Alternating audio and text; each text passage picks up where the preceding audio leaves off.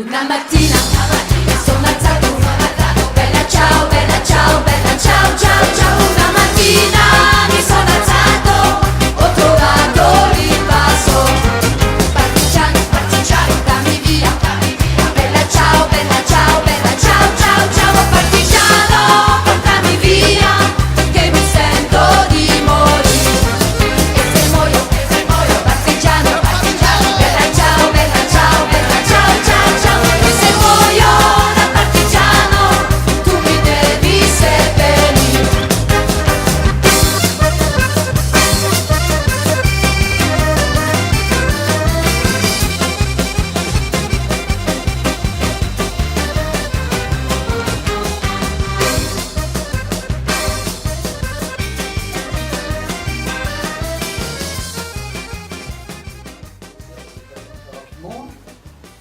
Très rapidement, oui, oui, oui. Bon.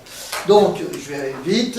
Donc, Serge Jolikoff est un spécialiste du Front populaire, depuis déjà quelques décennies, quelques années, on va dire seulement. Après le Front populaire, quand même. Après le Front populaire, quand même. Bon, après le Front populaire. Bien.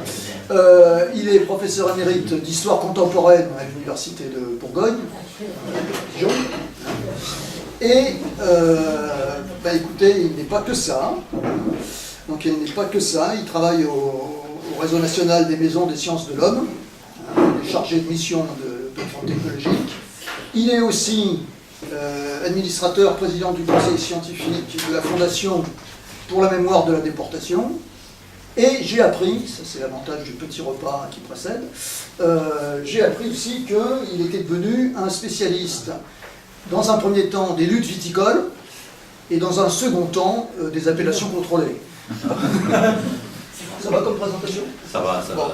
Bon, Oui. d'accord. Bien, donc on va lui donner la parole sur le Front populaire, comme à l'habitude, exposé de 45 minutes, 1 heure maximum, et après, surtout, n'hésitez pas à le questionner autant que vous le souhaitez. Merci beaucoup, merci pour cette invitation.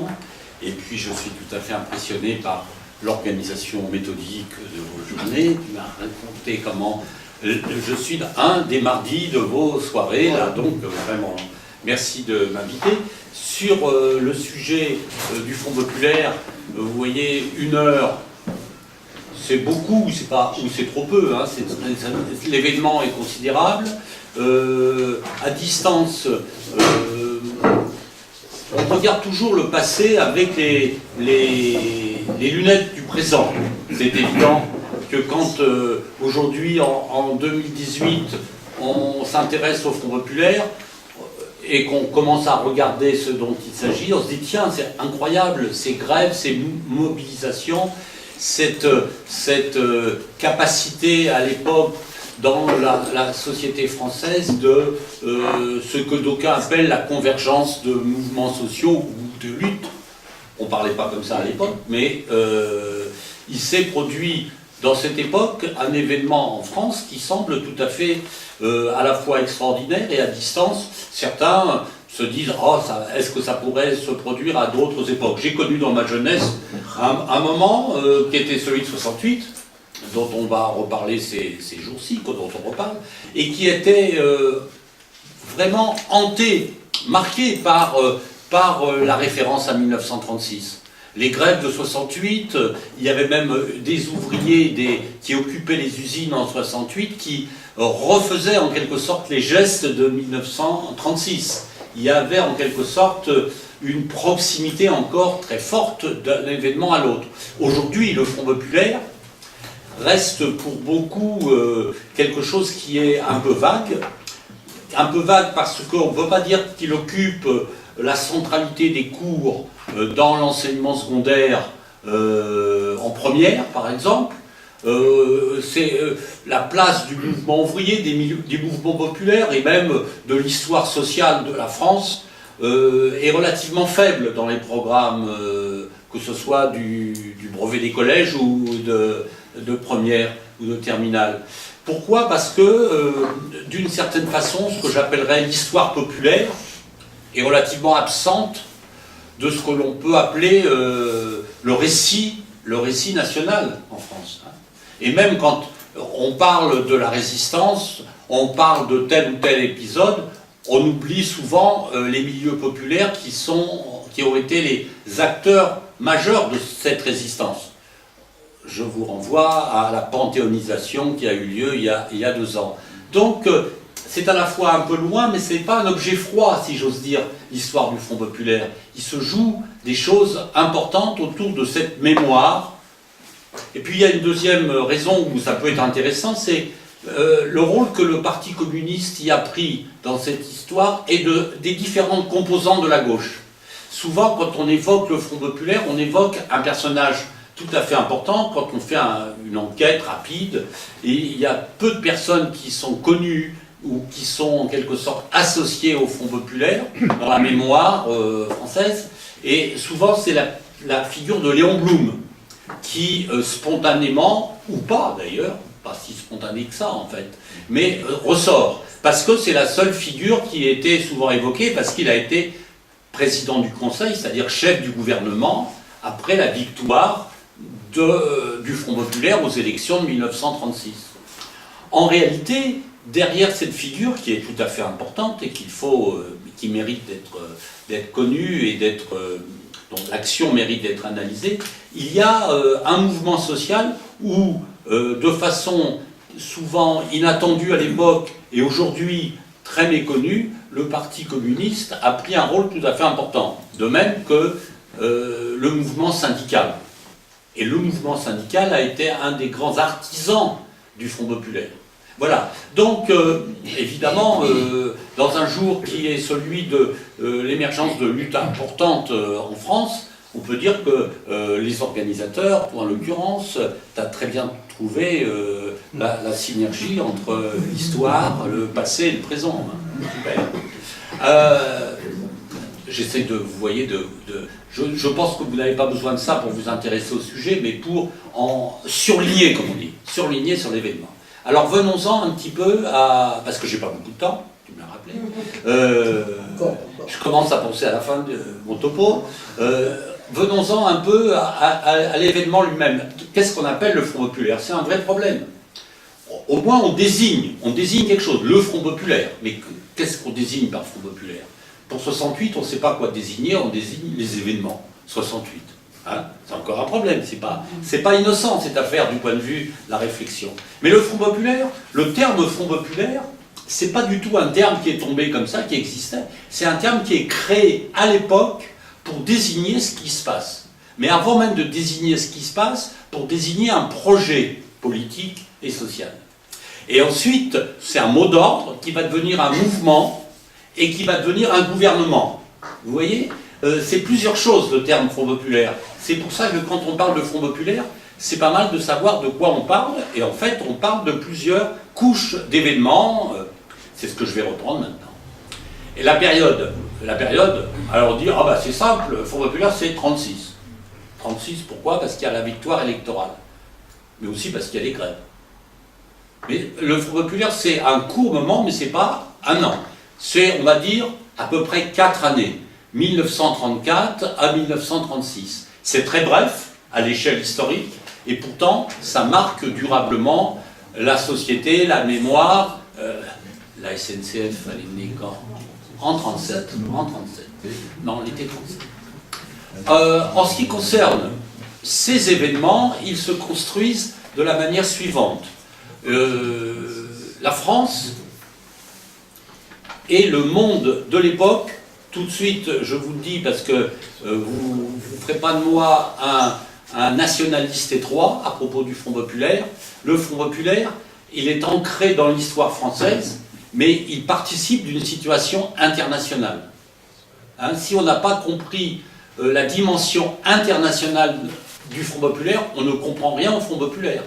Je dis ça parce qu'on nous vend souvent l'idée qu'aujourd'hui nous vivons dans un monde globalisé et qu'il y a 50 ou 100 ans, le monde n'avait pas d'impact sur la situation politique en France. Les Français, en France, l'histoire politique se faisait comme ça à l'intérieur d'une petite maison qui s'appelait la France. Ça n'a aucun sens. Ça n'a aucun sens. C'est totalement faux. Au début des années 30, la crise économique internationale du capitalisme affecte la France de façon un petit peu décalée par rapport à la crise qui a éclaté en Allemagne, aux États-Unis. La France est touchée à son tour par la crise en 1931-32. La droite était aux affaires. La droite politique, je sais qu'on pourra discuter, je ne rentre pas trop dans les détails parce qu'autrement... Mais enfin, la droite, elle avait, au moment où elle arrivait au pouvoir, à la fin des années 20, contre justement des échecs de ce qu'on pourrait appeler une gauche réformiste qui n'avait pas tenu ses promesses, exceptionnellement. Et la droite avait promis la prospérité, la tranquillité, le franc fort, le franc Poincaré. La France était présentée comme un îlot de prospérité, protégé, bien protégé pour attirer les capitaux. On avait fait des réformes fiscales très favorables aux capitaux étrangers pour les intéresser. Les inviter à venir en France. On avait dit, pour que la prospérité vienne en France, il faut que les capitaux étrangers viennent en France. Vous voyez, ce n'est pas d'aujourd'hui ce type d'argument. Eh bien, comme la crise arrive en 1931-32, la droite lance, pas seulement la droite, le patronat, une grande campagne pour les élections de 1932 sur l'idée que la crise est la faute des étrangers. Ce sont les étrangers qui viennent manger le pain des Français.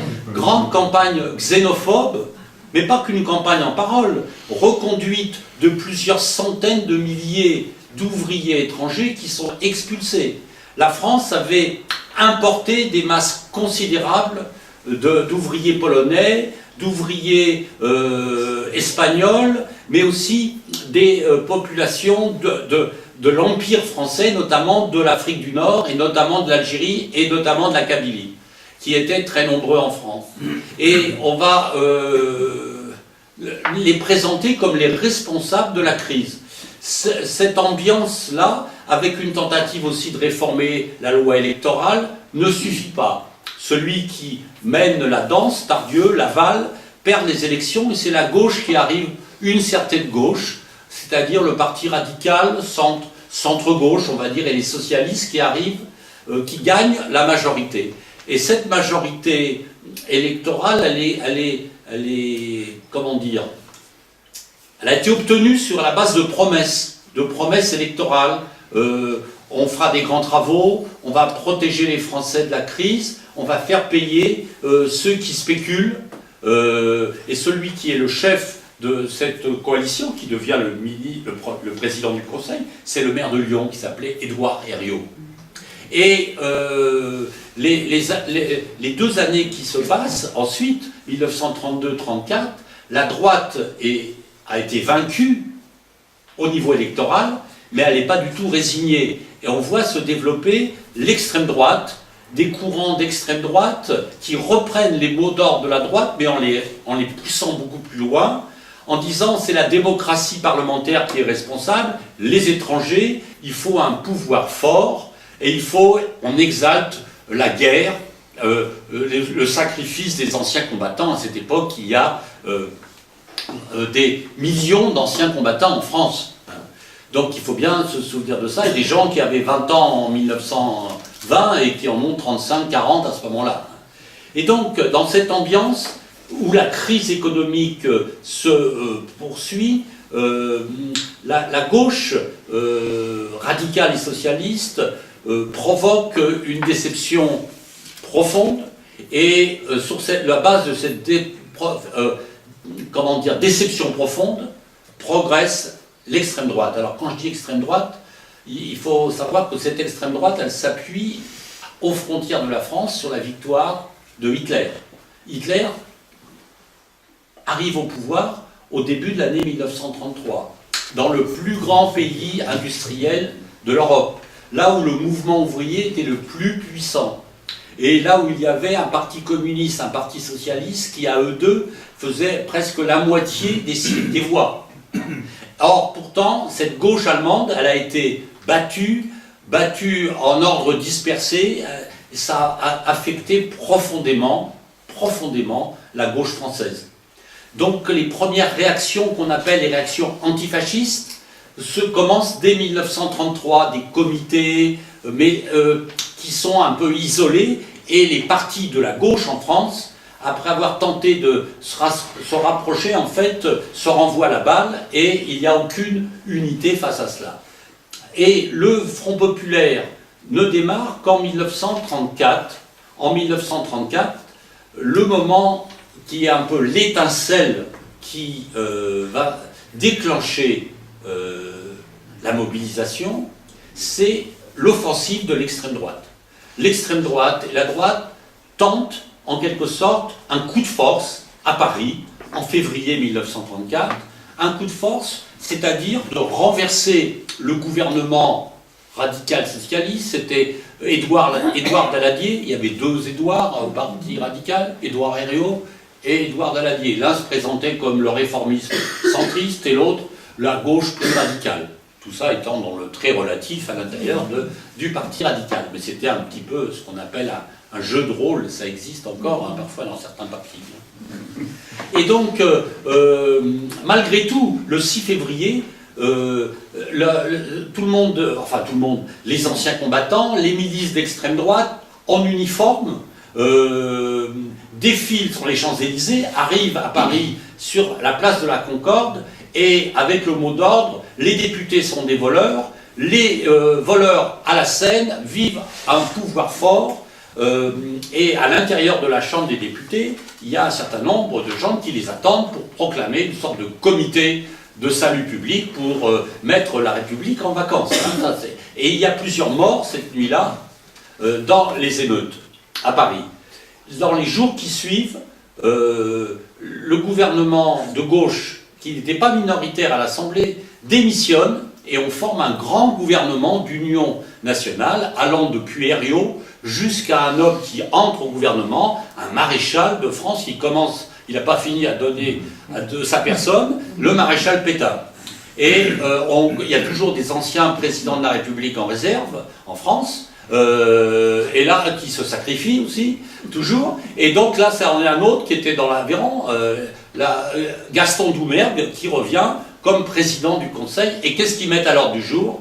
Réforme de l'État. Il faut en finir avec les fonctionnaires budgétivores, il faut diminuer les dépenses publiques, il faut en quelque sorte moderniser, réformer l'État. Et évidemment, là, c'est la droite qui a gagné. La gauche semble en mauvaise posture.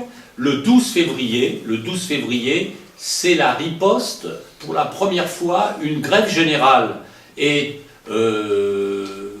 annoncée, lancé le mot d'ordre de grève générale contre le fascisme pour la défense des libertés démocratiques à l'appel des deux syndicats, CGT et CGTU, les deux courants de la CGT qui s'étaient divisés pour aller vite entre socialistes et communistes après la révolution russe. Je vais très très vite. Et le Parti socialiste et CFIO et le Parti communiste appellent aussi à ces manifestations, alors qu'ils se bouffaient le nez, je vais vite pour dire les choses, parce que c'était un peu plus que ça, depuis longtemps. Et d'autre part, les comités antifascistes qui existaient déjà, ou de différents mouvements, aussi appellent à ces manifestations. Et ces manifestations, qui sont à la fois des grèves et des manifestations dans toute la France, surprennent tout le monde par leur puissance, leur force, et surtout la volonté d'unité, qui n'apparaissait pas jusque-là. Dans les semaines qui suivent, à l'intérieur du Parti socialiste et du mouvement communiste vont se développer un certain nombre d'initiatives qui vont amener leur rapprochement. Le Parti communiste était lui-même incertain sur la ligne à tenir parce qu'il appartenait à une organisation internationale qui s'appelait l'Internationale communiste. Le Parti socialiste appartenait à une organisation internationale qui s'appelait l'Internationale ouvrière socialiste. Et ce qui se passait en France était évidemment regardé de partout, mais en même temps, les uns et les autres étaient en quelque sorte tenus par des solidarités à l'intérieur de chacune de leurs internationales. Toujours est-il que le Parti communiste en France était lui-même, dans sa direction, avait été divisé sur la stratégie à tenir d'alliance antifasciste et d'union.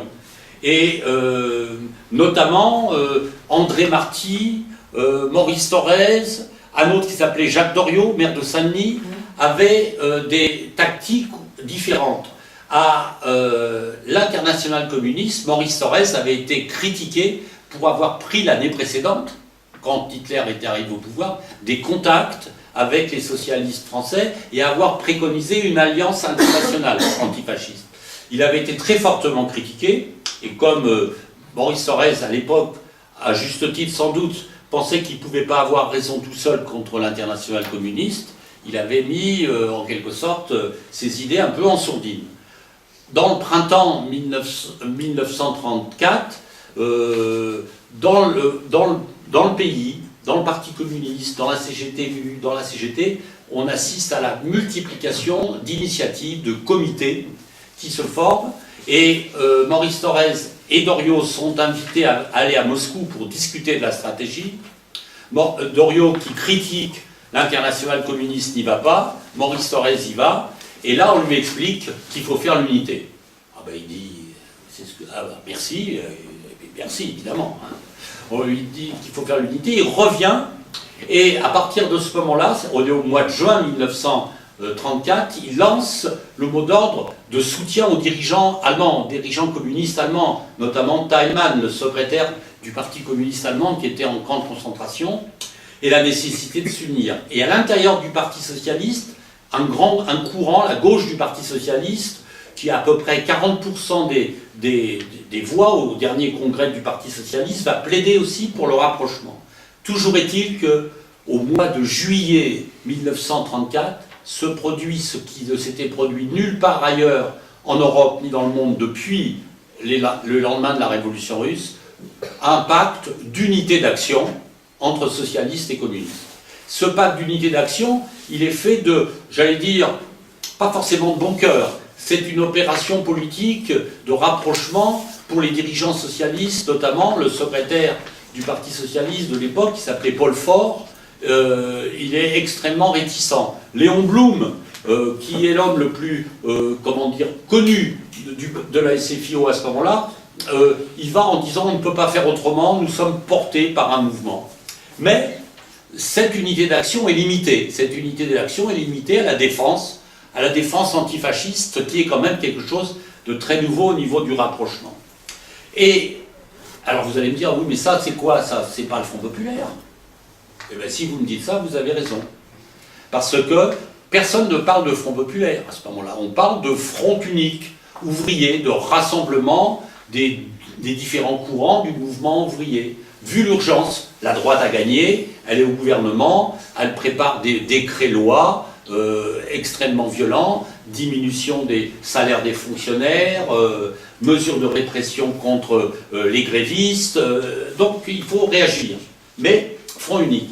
Le terme de Front populaire, il est imaginé, prononcé, formulé par deux dirigeants, dont peut-être vous ne connaissez pas les noms pour certains, pour d'autres ça vous dit quelque chose, c'est Marcel Cachin et Maurice Thorez. Marcel Cachin et Maurice Thorez, et si vous ne me croyez pas, parce que j'arrive comme ça, je dis ça, le Front populaire, il a été présenté, allez voir le journal L'Humanité, vous pouvez le regarder sur Internet, sur Gallica, la BNF, vous allez regarder les journaux, vous allez voir, début du mois d'octobre 1934, à la veille des élections cantonales, Marcel Cachin et Maurice Thorez vont lancer le mot d'ordre de Front populaire. Mais alors, quel est le contenu de ce mot d'ordre? Eh bien, l'idée, c'est que, justement, on s'adresse à des couches sociales, mais aussi à des partis politiques qui ne sont pas les partis ouvriers. D'où la notion de Front populaire. Et dans ces partis auxquels on s'adresse, il y en a un qui forme le noyau principal de la gauche française à l'époque, c'est le Parti radical. Or, les chefs radicaux sont au gouvernement avec la droite, et le Parti communiste lance le mot d'ordre de Front populaire pour s'adresser aux adhérents et aux militants locaux du Parti radical. Vous voyez, et le Parti communiste, je ne veux pas dire que c'est une petite chose, mais ce n'est pas un grand parti en termes de masse à ce moment-là. pour vous donner une idée, si vous me posiez la question sur les chiffres, je vous dirais on ne sait pas à 1000 près, mais à 10 000 près, on sait, c'est à peu près 30 000 adhérents pour toute la France. C'est 800 000 voix. Hein, et le Parti Socialiste, c'est 150 000 voix, 150 000 adhérents, mais c'est 1 500 000 voix, c'est-à-dire 2 fois plus de voix. Et le Parti Radical, c'est plus de 2 millions de voix. Donc le Parti communiste par rapport aux socialistes et aux radicaux, c'est un parti qui en nombre est influent dans le mouvement syndical, qui vend un journal, l'Humanité, qui a une audience assez forte, mais malgré tout qui est loin d'être majoritaire. D'où les critiques de l'internationale communiste qui disent vous allez vous faire en quelque sorte absorber, vous allez en quelque sorte perdre votre âme dans cette alliance. Vous ne pourrez pas la diriger. Et donc, c'est jamais simple, hein, c'est jamais simple. Il faut prendre en compte tout cela. En tout cas, ça suscite des débats. Et le mot d'ordre de Front populaire va devenir populaire. Voilà. Le problème, c'est ça. C'est pas de lancer un mot d'ordre, c'est de savoir si un mot d'ordre correspond à des attentes. Je ne rentre pas dans le détail du processus. Ce qu'on peut dire, c'est que au printemps suivant, c'est-à-dire au printemps 1935, cette stratégie de Front populaire que les communistes ont initiée va s'exprimer dans des élections cantonales, municipales surtout, municipales. Pour la première fois depuis longtemps, la droite recule et il y a une mobilisation de l'électorat de gauche qui se désiste pour les uns et pour les autres. Entre-temps, les différents partis ont décidé, pour mener la campagne, de cesser de s'insulter. Vous allez me dire, vu de loin, ça semble simple. Vu de près, quand les habitudes sont prises, on a chacun des bonnes raisons de conserver un lot d'insultes justifiées. Avec tous les bons arguments qu'il faut. Donc il faut prendre sur soi. Pas individuellement, mais collectivement, c'est jamais si facile que ça. Toujours est-il que les élections, je ne fais pas référence à des périodes plus récentes, hein, évidemment, vous voyez bien.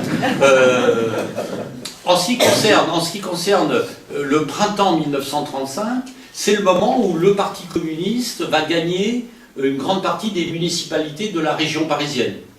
Dans le cadre de municipalités dites de Front populaire. Parfois, les socialistes aussi gagnent des municipalités avec le soutien des communistes et des radicaux. Et cette première victoire politique va être suivie d'une deuxième victoire politique dans la rue.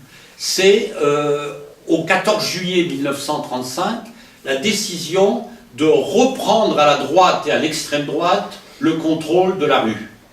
Depuis la fin de la guerre, l'armée française et l'extrême droite et la droite célébraient la victoire au son de la Marseillaise, des défilés militaires, et la gauche, dans son ensemble, qu'elle soit antimilitariste ou pacifiste, avait décidé que, comme disait Georges Brassens dans une chanson, la musique qui marche au pas, cela ne me regarde pas, je reste dans mon lit douillet le 14 juillet, quoi, quelque chose comme ça.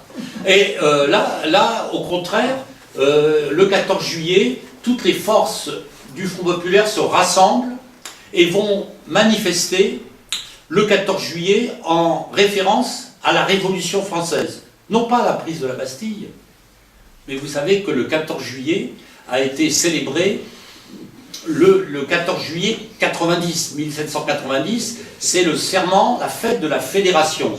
Et dans cet esprit, le 14 juillet 1935, dans un très grand nombre de villes de France, plus d'une centaine, les manifestants vont se rassembler pour prêter serment.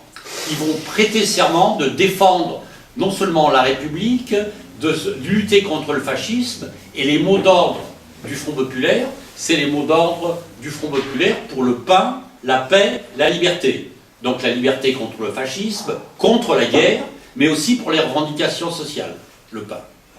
Et donc ce mot d'ordre et ce serment va d'une certaine manière souder concrètement, donner une réalité concrète au mot d'ordre de Front populaire. pas seulement au niveau électoral, mais dans les manifestations. Songez qu'à ce moment-là, il y a des manifestations populaires extrêmement nombreuses, pas à toute occasion, mais pour évoquer tel ou tel épisode. Par exemple, l'anniversaire de la Commune de Paris en 1935, en 1936, donne lieu à des défilés de plusieurs centaines de milliers de manifestants. Dans l'automne 1935, la situation s'est durcie en France parce qu'il y a l'offensive fasciste italienne contre le seul pays indépendant d'Afrique, vous savez, l'Éthiopie, qu'on appelait à ce moment-là l'Abyssinie. Et d'autre part, la question se pose comment lutter contre la guerre et les offensives de fascistes. Les pays occidentaux sont divisés, notamment l'Angleterre ne bouge pas, laisse faire. La France s'est rapprochée du point de vue diplomatique et militaire de l'Union soviétique, mais elle ne bouge pas, même elle laisse faire Mussolini, sous prétexte que, comme ça l'empêchera de basculer du côté de Hitler. Et en même temps, le président du Conseil, Laval, Pierre Laval, il avait commencé à l'extrême gauche, à Aubervilliers, socialiste, et il n'a pas fini de cheminer vers la droite et l'extrême droite, mais là il était déjà en bonne voie, et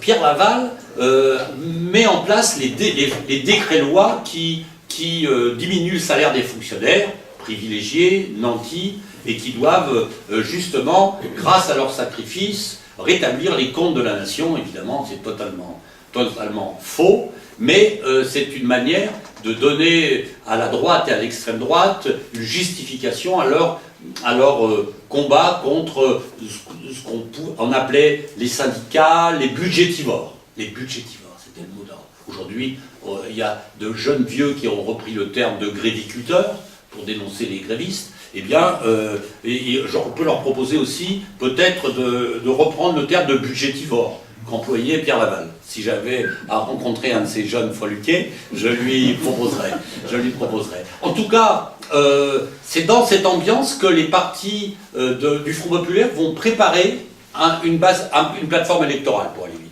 Et cette plateforme électorale, ça s'appelle un programme commun électoral qui est adopté au début de l'année 1936 et qui va faire que dans la campagne électorale de 1936, qui était perdue d'avance pour la gauche, puisque la gauche avait gagné les élections en 1932, comme je vous l'ai dit, elle avait déçu largement, et donc tout le monde pensait qu'il y avait un boulevard pour la droite et l'extrême droite.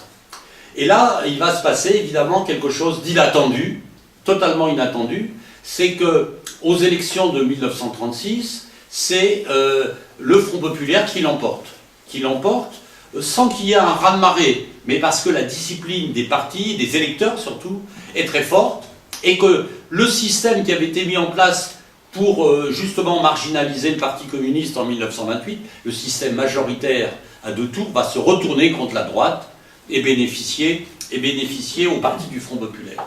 Évidemment, ce qui reste dans les mémoires, c'est pas tant les élections aujourd'hui que les grèves.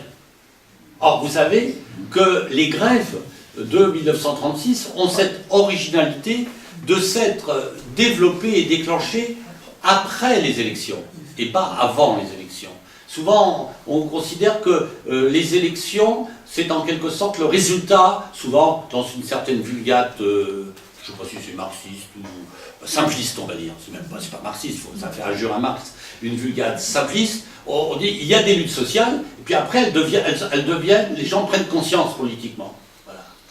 On dit ça parfois. C'est complètement...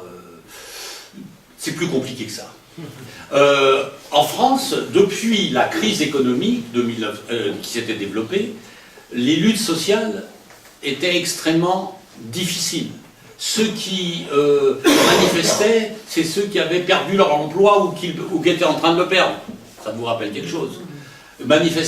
Marche de chômeurs, lutte pour empêcher la fermeture de telle ou telle entreprise, mais ceux qui avaient du boulot, eh ben, ils y regardaient à 2 fois avant de faire grève. Par contre, ils manifestaient. Et donc on avait jusqu'en 1935 cette situation, peu de grèves et beaucoup de manifestations. Et ceux qui manifestaient, c'est ceux qu'on appelait à ce moment-là, non pas forcément seulement les fonctionnaires, mais les personnels qui avaient un statut, qui ne pouvaient pas être renvoyés du jour au lendemain. Parce que à cette époque, on était envoyé du jour au lendemain. On était payé à la journée. À la journée. Et donc, dans ce climat-là, c'est parce que le Front populaire gagne les élections que le mouvement syndical et les salariés vont en quelque sorte prendre confiance et en quelque sorte trouver, pas seulement le courage, mais aussi l'audace de passer à l'action. Et ils passent à l'action aussi parce que le patronat, une fois et coutume, et souvent il se trompe le patronat, hein, même s'il y a quand même beaucoup de stratégies, parfois il se trompe, et notamment en général il se trompe en sous-estimant complètement les milieux populaires. Ça c'est le mépris de classe. Le mépris de classe fait qu'on méprise tellement ceux qu'on exploite qu'à un moment donné on ne les croit pas capables de se soulever ou de s'organiser. Or, justement, entre les deux tours des élections, le 1er mai, il y avait le 1er mai 1936, à l'appel de la CGT qui venait de se réunifier. Elle venait de se réunifier, la CGT. Elle lance un mot d'ordre, qui était toujours le même, le 1er mai, faites grève pour vos revendications, puisque le 1er mai était un jour de lutte, était un jour où on arrêtait le travail. C'était pas un jour qu'on vous donnait pour partir cueillir le muguet, ou se reposer. C'est Hitler qui avait trouvé ça, la fête du travail, pour démobiliser et déconsidérer le mouvement ouvrier, et c'est Pétain qui emboîtera le pas plus tard. Après, on a essayé cet acquis de fête du 1er mai, de la conserver en lui donnant toujours un sens combatif, avec difficulté. Mais ça dépend des époques. En tout cas, le 1er mai 1936, il y a quand même beaucoup de dirigeants syndicaux, d'ouvriers, qui vont manifester, qui font grève. Et le 2 mai, quand ils rentrent, eh ben, on leur dit de passer directement vers la sortie. On va les payer pour la journée ou la semaine d'avant, et puis ils sont licenciés. Donc il y a des licenciements de répression contre le mouvement, les syndicalistes surtout, ceux qui étaient en quelque sorte considérés comme les meneurs, et les grèves commencent pour la réintégration des syndicalistes qui ont été licenciés pour fait de grève et pour fait de manifestation le 1er mai. Et ça commence dans des usines où il y a déjà des syndicats, où il y a de la lutte, dans la métallurgie, dans l'aviation, dans la région de Toulouse, dans la région de Nantes, Saint-Nazaire, dans certaines usines de la mécanique ou de la construction automobile, dans l'ouest parisien, etc. Et à partir de là, les grèves vont s'étendre. Elles vont s'étendre très rapidement parce que, en quelque sorte, les grévistes vont s'approprier la plateforme du Front populaire. Ils vont demander la réduction de la durée du travail. Ils vont demander l'augmentation des salaires. Ça avait été évoqué dans le programme électoral. Ça avait été diffusé dans la campagne électorale. Mais comment ça serait appliqué, tout ça. D'autant que la victoire électorale, le 3 mai 1936, c'est la victoire électorale, mais il n'y a pas de changement de gouvernement. Il y a presque un intermède de 1 mois de vacances du pouvoir. C'est l'ancien gouvernement qui expédie les affaires courantes. Et pendant ce délai, la grève s'étend.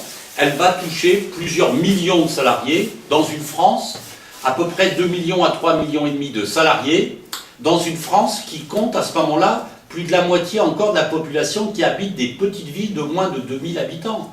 La population rurale est majoritaire encore en France. Ne l'oublions pas dans la réflexion. Le monde de l'industrie, du salariat est minoritaire. Il y a énormément d'artisans, de petits commerçants en plus. Vous voyez, et donc c'est presque la moitié des salariés, à peu 6 millions et quelques, qui sont en grève. C'est donc une proportion tout à fait considérable, et les grèves atteignent des régions, des zones où jamais on avait vu quelque chose de ce genre se passer. Et en plus, ces grèves, elles prennent un caractère tout à fait inattendu, puisque, vous savez, la forme qu'elles prennent la forme d'occupation des locaux.